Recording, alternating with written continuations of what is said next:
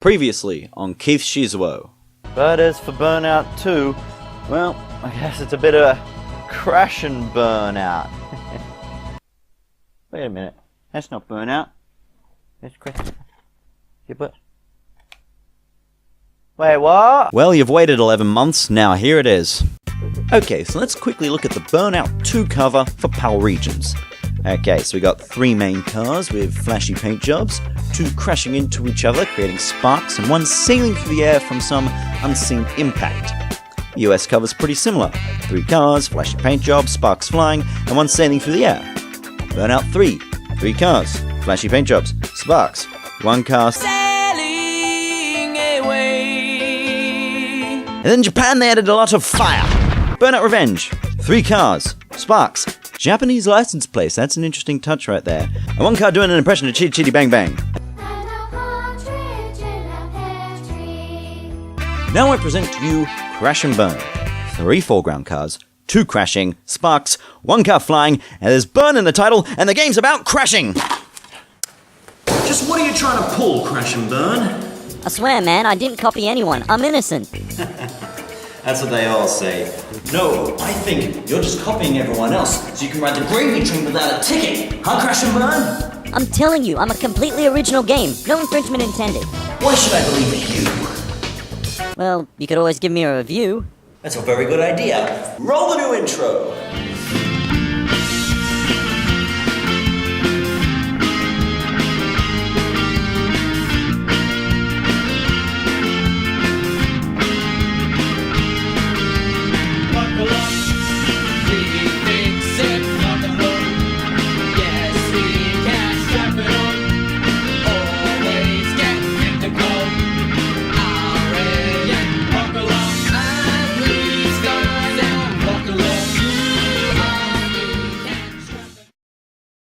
What you just saw there was pretty much my exact initial reaction to seeing Crash and Burn for the first time. Well, I might have exaggerated a bit. Back when I was editing my Burnout 2 video, I actually found this game at a local Salvos and immediately thought, hey, oh, that looks like bloody Burnout, that does. And I bought it purely because I thought it would make an interesting video opener to compare the two. Well, mission accomplished, I guess. But when I finally started playing it, I realized this was much more than just a cheap intro gag, and back in the PS2's prime, this game was very much ahead of its time. And that time was 2004, published by Eidos Interactive and developed by Climax Group, later known as Blackrock Studio. But their official website now redirects to Disney.co, so I guess they're dead now. And is not affiliated with the following. The 3DO game by Crystal Dynamics, the Unity-based mini-clip game that won't run on Chrome, the same game on Android, several albums, 1 French movie, 1 experimental Canadian movie, the German punk rock romance comic, the Tattoo Parlor, and the Star Wars Galaxy Spice. Seriously, could you get a more generic name? You can't just add an extra apostrophe and call it a day, lads. But anyway, it came out on both the PS2 and the Xbox the next day. Contrary to my earlier comparisons, this is not actually a Burnout clone, but a Demolition Derby game, which kind of makes it the exact opposite, as in this game you want to crash into cars, whereas that was the absolute worst thing about the early Burnout games. Watch my Burnout 2 review for more details. So then, let's derby some demolition, shall we? 3, 2, 1,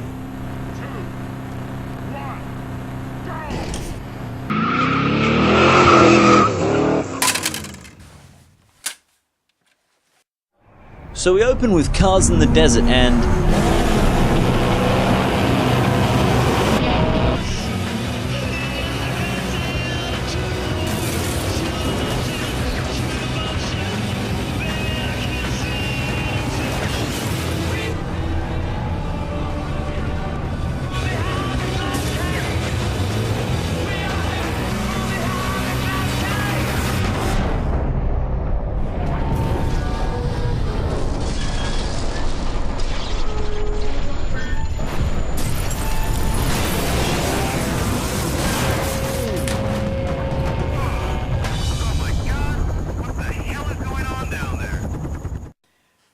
You're promising a lot here, Crash and Burn. I think this is possibly the only game to open with a mass suicide of all of its characters, but then again there's probably a good reason behind that now that I think about it. As I said, this is a demolition derby game, and you take your pimped out ride around a relatively short course for 6 or more laps, and pray that you survive long enough to cross the line. Oh my god, look at him! Look at him! There's 16 cars in this grid! That's more than bloody Mario Kart! And I'm going to destroy them all. Let's go! Oh, okay, ooh, no! Oh. Things did not go as planned. One could say I crashed and burned. Come to think of it, isn't it weird that this game is named after its failure state? It's like if Rollercoaster Tycoon was called Bankruptcy, or Skycrawlers was called Shot Down, or Sonic R was called Inserting the Disc and actually attempting to play the game in any way. Or would that be No Man's Sky? But I digress, let's try another race. And this time it will be you that shall explode, and not I.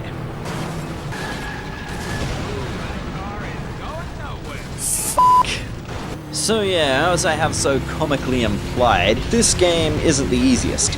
But then again, it's a demolition derby, what do you expect? If you want something easy, then you can run off back to Project Gotham, mate. It's got nothing to do with the controls, they're actually pretty good. A touch stiffer than I'd like with the drifting, going a little wide, but it's nowhere near unserviceable. One of the things that ups the difficulty a little is how the track environment changes as the race goes on, and this is explained in the most beautifully pompous and pretentious way possible in the manual. Emergent track design? I say. But yeah, basically as you race, bits of smashed cars start littering the tracks, as well as the hulks of wrecked cars that you have to dodge, and they can even block choke points until they are biffed out of the way, leading to insane traffic jams. Damaged cars can also drop oil slicks that makes your steering more slippery after running over one. But a cool thing is that when there are sparks or someone uses nitro over a slick, it will catch fire, forming walls of burning death that loom before you as you approach, and then singe you just a little bit.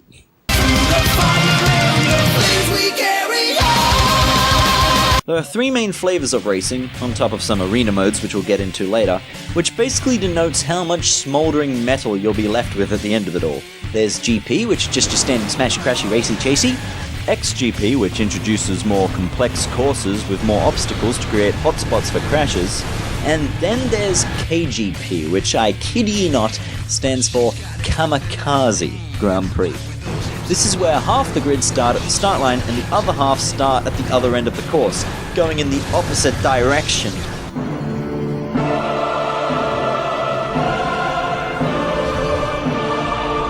This mode is by far the most hectic, and it's not uncommon for there to be less than 4 or 5 surviving cars by the end of it all, and often less than that. They even yell Banzai at the beginning of the race. Banzai! It's kamikaze racing! Is that racist? Is that racist? I don't know. There's even a series called KXGP. I haven't unlocked it yet, but to be honest, I'm a little scared to. I'm pretty sure they're not. I mean, have you seen the average crash in one of these races? But sure, whatever you need to do to get that G rating, I guess. Wait, this game's rated 3+? The series are collections of races which, together with the individual races, are how you progress through the campaign. Completing races in first place unlocks more courses and series, and doing things like spending whole laps in first and wrecking other cars gains you extra experience to gain levels and unlock things in the shop to buy and money to buy them with. And once you've got some money to play around with, it's time to pimp your ride! That was terrible, sorry. So yeah, the customization options available are extensive to say the least. You can paint almost every panel separately with a full spectrum of colours and layer as many decals on as you want. The money you earn from races goes towards unlocking a massive amount of body parts, with everything from hoods to taillights to side skirts, and you can make infinite different versions of any of the 4 car classes for free, so you can have as many different cars ready to go as you want, which is particularly useful once you've accumulated a decent number of upgrade tokens, because you can configure them differently for each one, giving you different versions of the same car for different tracks.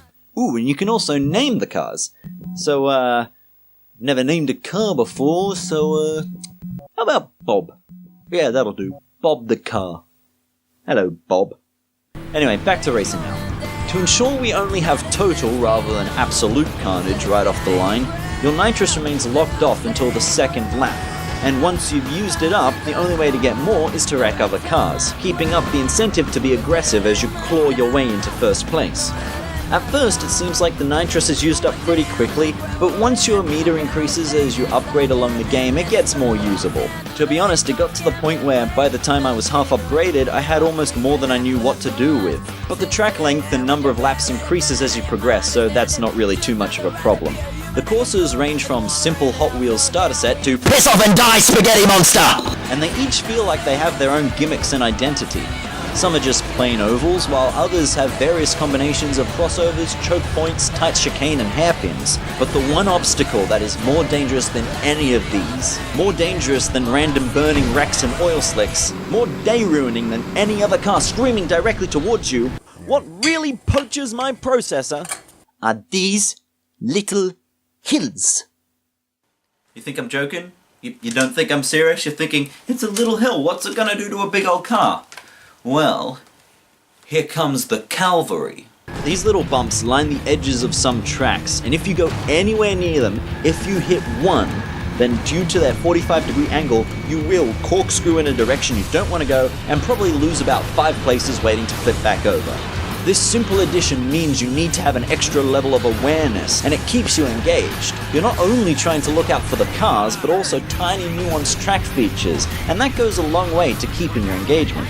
And it's not only the tiny jumps, but even the full-size jumps can be quite a hazard, as going over them too quick can flip you a full 180. Indeed, a little too much speed in general will often be your undoing. After a few upgrades, you really need to feather the throttle quite a bit on the tighter courses, as you can't upgrade the brakes and they don't really have enough grunt to allow you to brake into most corners or cause enough drift to get around them. I can't count the number of times I've gotten too cocky and plowed myself into a wall, leaving me either dead or dying. And when you're dying, you know about it. It's not just your health bar that goes down, but your car starts wobbling, pieces have fallen off, and finally your engine catches fire.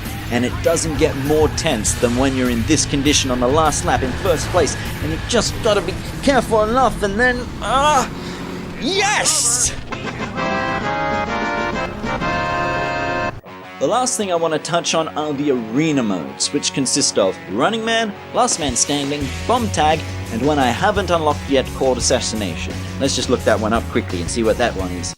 Ooh, that looks awesome! These are also a ton of fun to play due to the very good and even scalable AI. In fact, you can customize almost anything about these modes, which is a very welcome feature. There are 4 different themed arenas you can play in, including Las Vegas and Alcatraz. They're pretty simple, but the gameplay alone kinda makes its own fun without the need for extra gimmicks. It's chaotic at the start and tense at the end. What more can I say? It's just a very good bunch of game modes. So I really like this game, but you guys probably aren't all that convinced. So what? It's just another Destruction Derby game that's a bit stripped down with a really good customizer. And I'd say that that's probably a bit harsh, but I can see where you're coming from. There's not really that much below the surface, as fun as that surface might be. But that's only if you don't take into account this. The game was online. When you really think about it, Crash and Burn was way ahead of its time. The gameplay is perfect for short PvP bursts, and the unprecedented level of customization with grinding-based unlocks is very similar to modern online shooters like Team Fortress 2 and Overwatch, and directly tapped into the average online gamer's sense of vanity better than either of these. But sadly, in 2004, these kind of attitudes in console gaming just didn't really exist. Multiplayer was seen as a purely optional extra to the single-player experience, and even though broadband was finally a thing, it was still prohibitively expensive to use for something as intensive and trivial as gaming to most people. And back then, the ratio of child to adult gamers was higher than it is now, and children weren't paying the internet bill. The game also had some stiff competition. Not only had Burnout 3 recently been released, but also Destruction Derby Arenas and Test Drive Eve of Destruction, aka Driven to Destruction. 2 of these games were also online and had something that Crash and Burn doesn't: local multiplayer. Yep, there's no couch co-op in Crash and Burn. Granted, it might have been a token edition with 2 players being lost amongst the sea of bots, but it would have been nice. With all this in mind, it's no wonder the game never sold well, and I can't blame the critics for asking where the rest of the game was. But I think that this little game had a lot more to give than it was ever given a chance to, and it's my dream to one day play this in a 16 console LAN party to get a full grid of real people at like a convention or something. So on a scale of playing it to hating it, this game is a solid keeping it. I'll see you next time on KeithShizuo.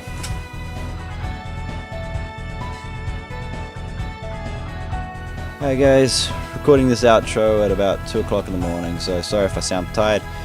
But I hope you enjoyed the first episode proper of KeithShizuo Season 1. I know it's technically Season 2 because GMX came out the other day, but that's because the video was delayed because of a number of reasons, mostly the title card. But it's out now, and we've got heaps of cool stuff coming on KeithShizuo in the next couple of weeks. So yeah, it's all exciting. This is just a taste, it's all uphill from here. Next week we'll be looking at Finding Nemo games, so be excited for that. Anyway guys, please comment as much as possible down in the comments. I love reading it, I reply to every single one. And I will see you guys on the next episode of KeithShizuo. See yous.